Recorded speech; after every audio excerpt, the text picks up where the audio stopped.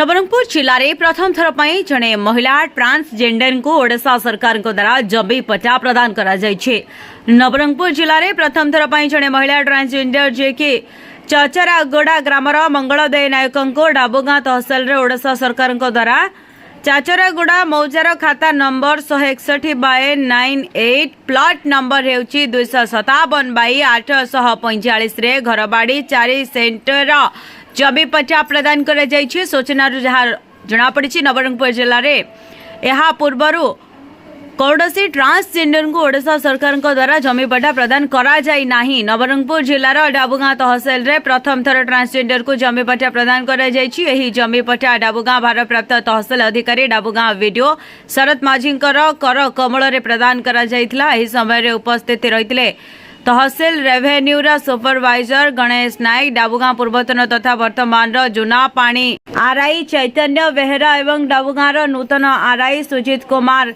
काहालिया सह ब्लॉक एवं तहसिल कर्मचारी माने उपस्थित रहितले। नवरंगपुर मेहर संगर पात्र रिपोर्ट ओम टीवी ओडिशा।